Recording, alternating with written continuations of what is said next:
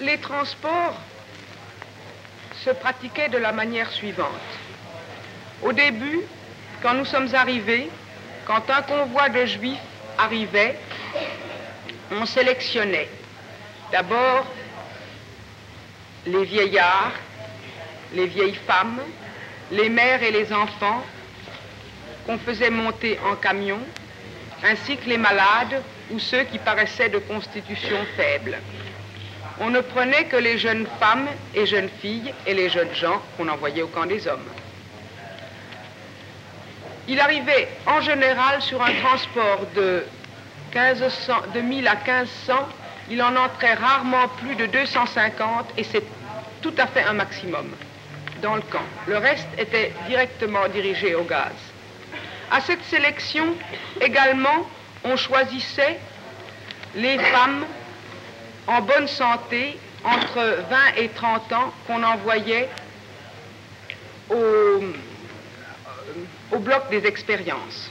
Et les jeunes filles et les femmes un peu plus âgées, ou celles qui n'avaient pas été choisies dans ce but, étaient envoyées au camp, où elles étaient, comme nous, rasées et tatouées. Il y a eu également, pendant le printemps 44, un bloc de jumeaux. C'était la période où sont arrivés d'immenses transports de juifs hongrois, 700 000 environ.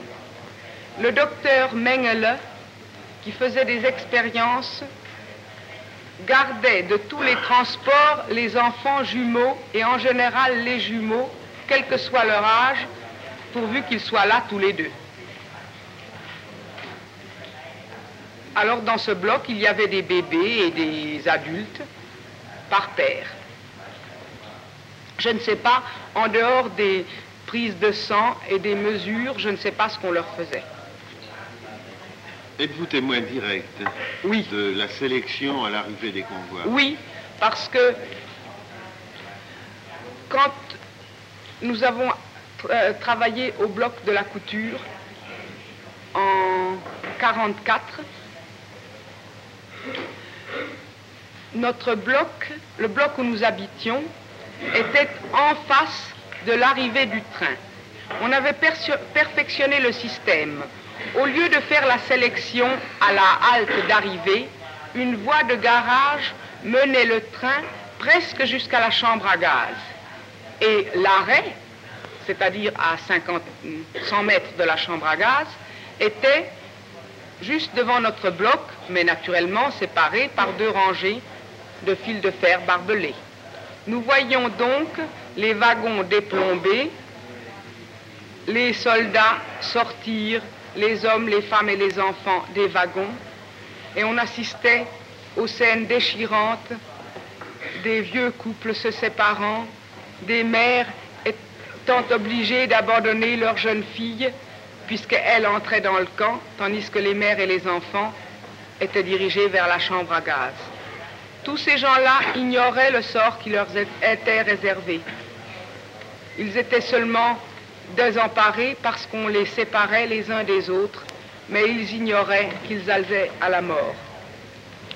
Pour rendre l'accueil plus agréable, à cette époque, c'est-à-dire en juin-juillet 1944, un orchestre composé de détenues, toutes jeunes et jolies, habillées de petites blouses blanches et de jupes bleu marine, jouait pendant la sélection, à l'arrivée des trains, des airs gais comme La Veuve Joyeuse, La Barcarolle des Comtes d'Hoffmann, etc.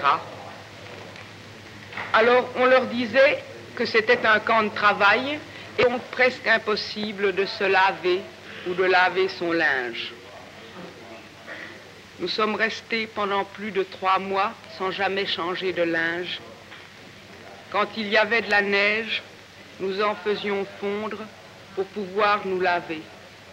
Plus tard, au printemps, quand nous allions au travail, dans la même flaque d'eau, sur le bord de la route, nous buvions, nous lavions notre chemise ou notre culotte, nous nous lavions les mains à tour de rôle dans cette eau polluée.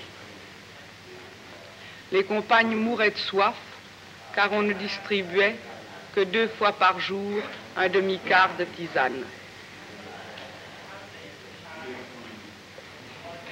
Précisez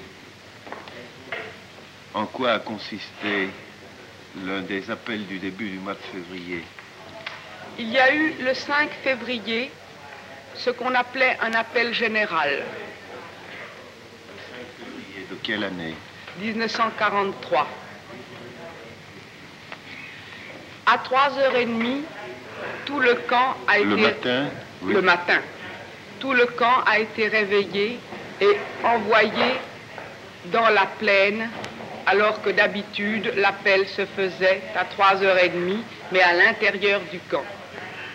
Nous sommes restés dans cette plaine devant le camp jusqu'à 5h du soir, sous la neige, sans recevoir de nourriture. Puis, lorsque le signal a été donné, nous devions passer la porte une à une et on donnait un coup de gourdin dans le dos à chaque détenu en passant pour la faire courir. Celles qui ne pouvaient pas courir, soit parce qu'elles étaient trop vieilles ou trop malades, étaient happées par un crochet et conduites au bloc 25, le bloc d'attente pour les gaz. Ce jour-là, 10 Françaises de notre transport ont été happées ainsi et conduites au bloc 25.